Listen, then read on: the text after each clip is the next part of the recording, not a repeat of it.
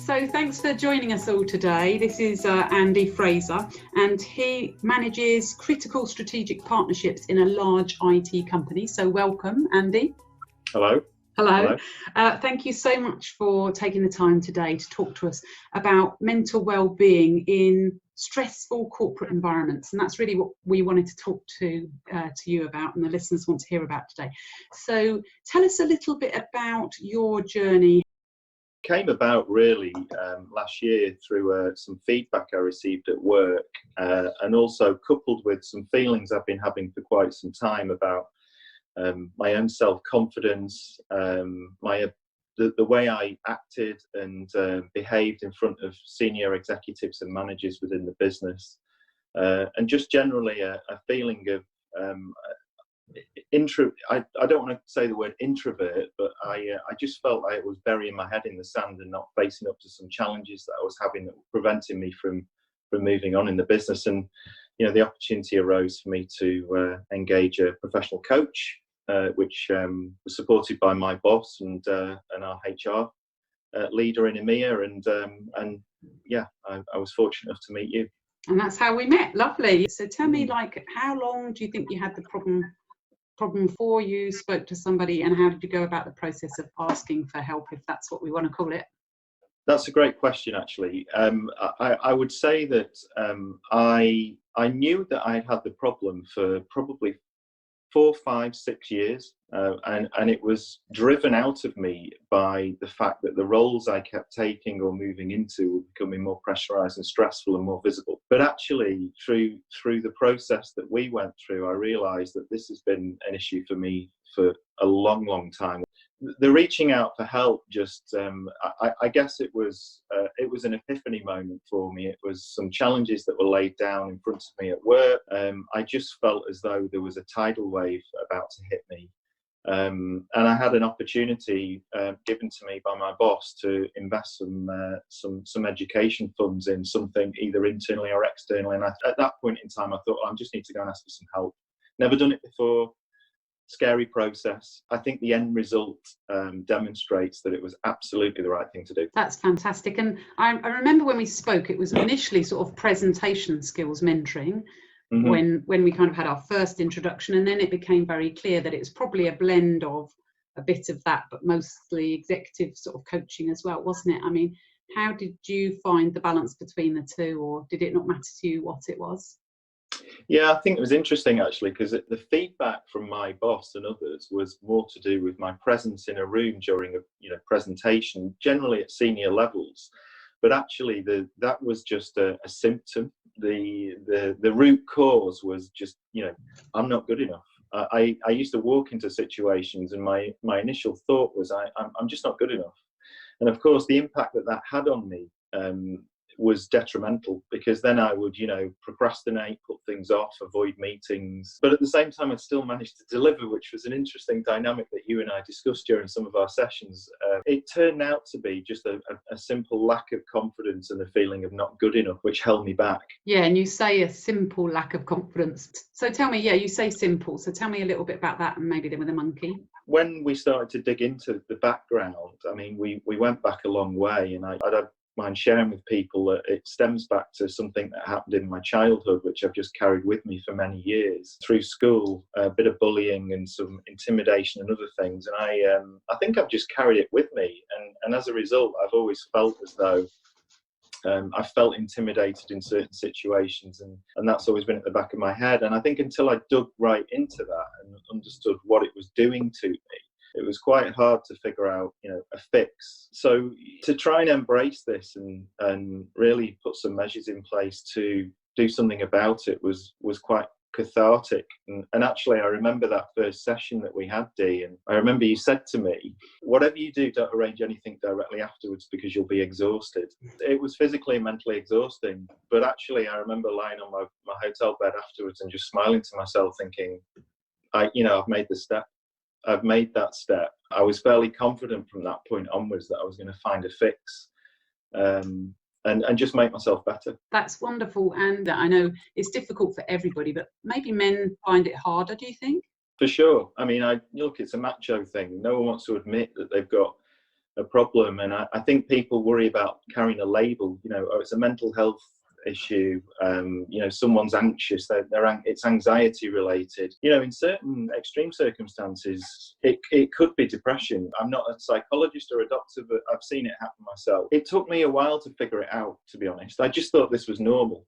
I just thought, well, I'm just going to accept it. But over a period of time, I just kept going around the same cycles all the time. And I just thought, this can't be normal. It's not okay to feel this way. Of course, when you feel that way, you don't look at the positives in a positive way. You don't look back and say, well, actually, no, I've done this before, that's okay. You just forget about all of that because you're just in this revolving cycle and you ruminate about things. So what's interesting is that when I actually took the opportunity to present this to my peers and the leadership team voluntarily, and I really did wear my heart on my sleeve. After the call, 5 of them reached out to me and thanked me for being open about it.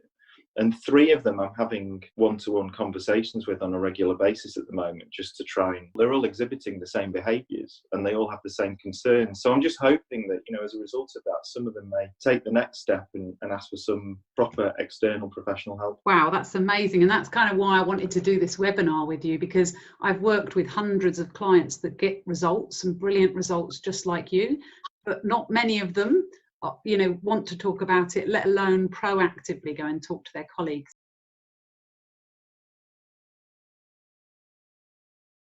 For me, there's certain triggers. I absolutely know when something doesn't feel quite right. This is why I embarked on the journey that I did. I think we'd all be very surprised as to how many people have these sorts of hang-ups in business, corporate world, and also in their personal lives that they're just not able to or prepared to address.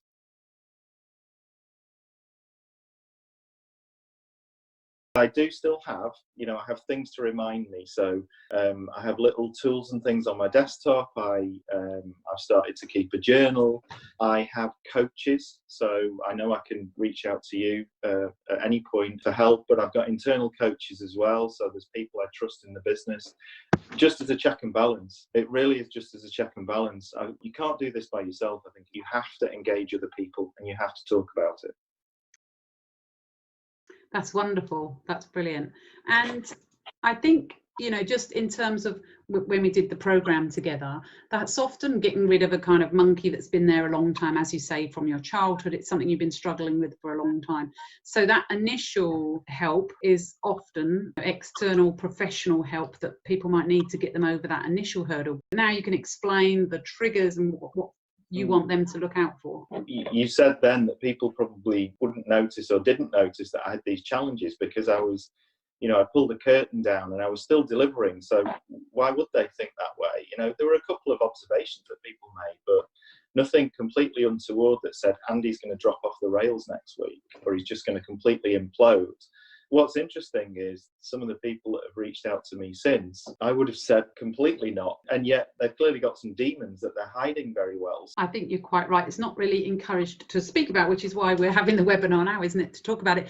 And also the more senior you get, the more, the more you've got to deal with, but the more you're meant to be resilient. Don't let this stuff worry, but actually you get loads and loads more pressure, which is why people at more senior levels tend to have these monkeys. I think most people have them, but that's why they show up a bit more at a senior level, because you just get more and more pressure put on you unless you sort it out, don't you? Completely correct. Actually, just the people who watch this, and I continue to evangelize within my own business and across my set of friends as well, actually. This isn't just about corporate life. The people's social situations and personal life can be just as stressful as any corporate role. You've got to talk about it. You have to. Don't shy away from the conversation. There's plenty of people out there that can help.